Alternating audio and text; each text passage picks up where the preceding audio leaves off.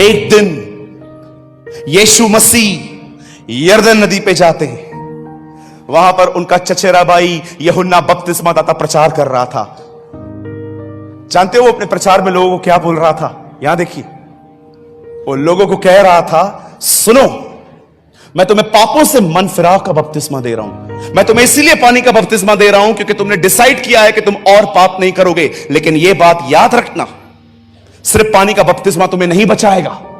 मेरे बाद एक आने वाला है, वो तुम्हें आग और पवित्र आत्मा का बपतिस्मा देगा।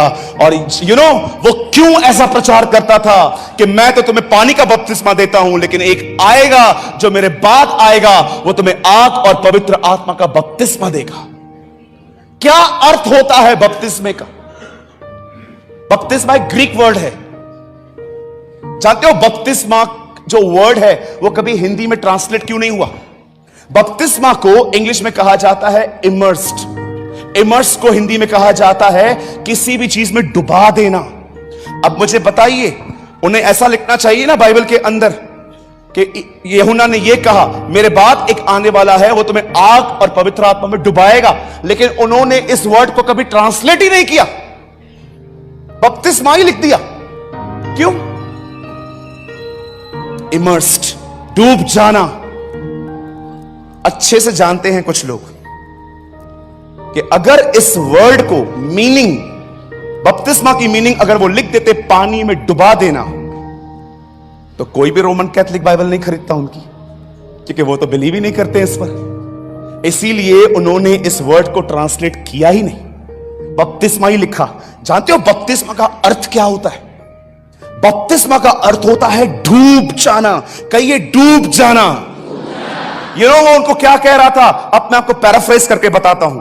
यूहन्ना बपतिस्मा दाता प्रचार कर रहे थे, सुनो, मैं तुम्हें पानी में डुबो रहा हूं, लेकिन जो मेरे बाद आने वाला है वो तुम्हें आग और पवित्र आत्मा में डुबाएगा।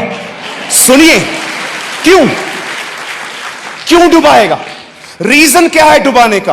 क्यों तुम मुझे डुबाओगे? सुनिए, आप किसी भी रिवर में चले जाओ, किसी भी नदी में चले जाओ, किसी भी लेक में चले जाओ, आप एक चीज नोट करना, अगर पानी यहां तक है ना, तो भी आप उस पानी में अपनी मर्जी से कहां भी जा सकते हो।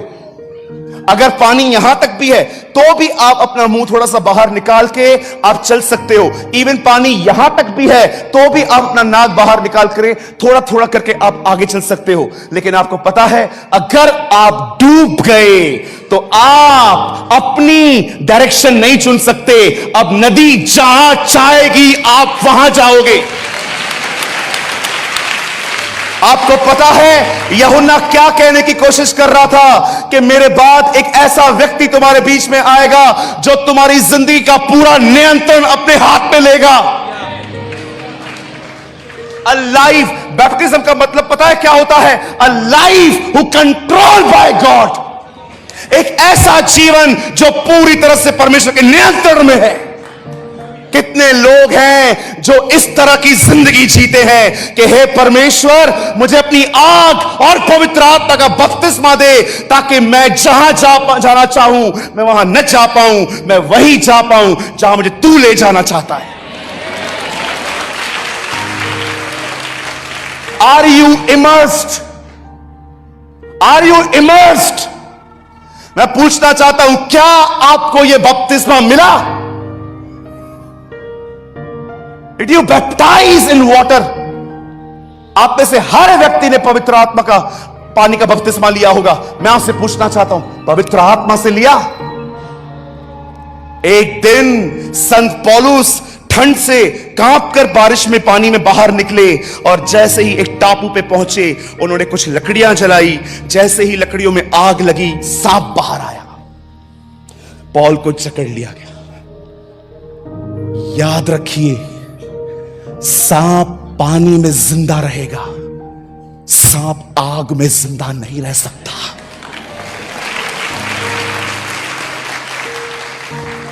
सांप पानी में जिंदा रह सकता है। आप में से कुछ लोग हो सकते हैं कि आपने वाटर बैप्टिज्म ले लिया है, पर अभी भी आपकी जिंदगियों में बहुत बड़े बड़े गुनाह हैं। पर याद रखिए, जब आग लगती है ना अंदर, कोई सांप अंदर नहीं रह पाएगा, उन्हें बाहर निकलना पड़ेगा।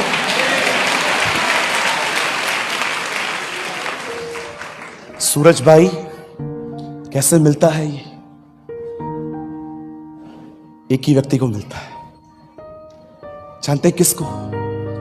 जिसमें से पाने का जुनून हो, जो सोए नहीं, खाए नहीं, पिए नहीं, जब तक तू मुझे ये नहीं देगा मैं तेरे दरवाजों पे आना बंद नहीं करूंगा। जुनून चाहिए इसके लिए। एक आदमी के घर पे आधी रात को मेहमान आते हैं, पड़ोसी को जाके कहता है मेरे पास अतिथि आए हैं, कुछ खाने के लिए दे दो।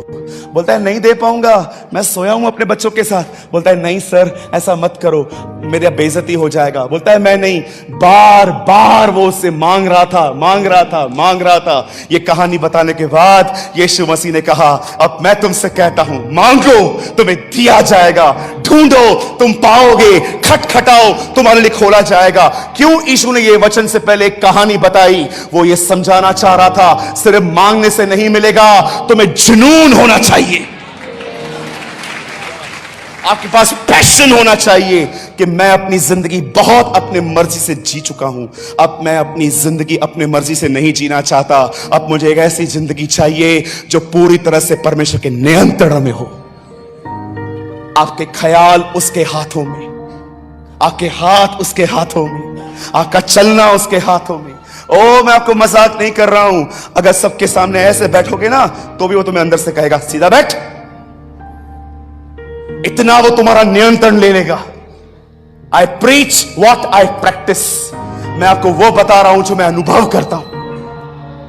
जैसे पुराने नियम में यहोशू और कालेब अंदर गए थे और उन्हें आहिस्ते आहिस्ते पूरे कनान को ले लिया।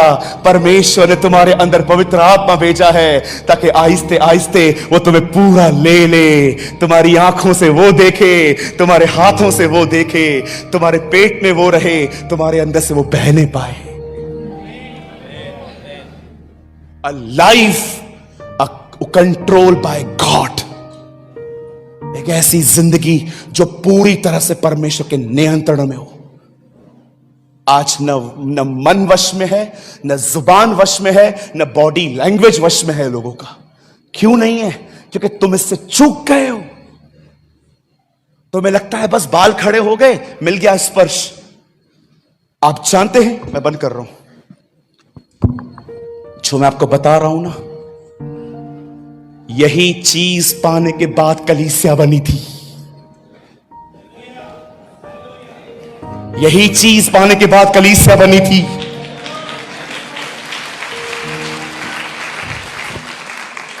वे आत्मा से भर गए और दे प्रीच द गॉस्पेल। वही मछुआरा, डरपोक, 3 बार इनकार करने वाला मछुआरा पतरस पब्लिक के सामने खड़े होकर बोलता है तुमने उसे मारा, मैं उसका गवाह हूं। इस बपतिस्मे ने उसे एक दानव बना दिया। वही डरपोक चेले जो बंद थे दरवाजों के अंदर, वो चुप नहीं रह पा रहे थे क्योंकि वे भर गए थे। मैं आपको फिर से कहता हूं, जुनून रखिए। हे परमेश्वर, मुझे पूर्ण अपने आप से भर दे ताकि मैं अपनी जिंदगी अपने हिसाब से नहीं, मैं आपकी अगुवाई से जीऊं, मैं आपसे चला चलूं, मेरी जिंदगी आपके हाथों में हो।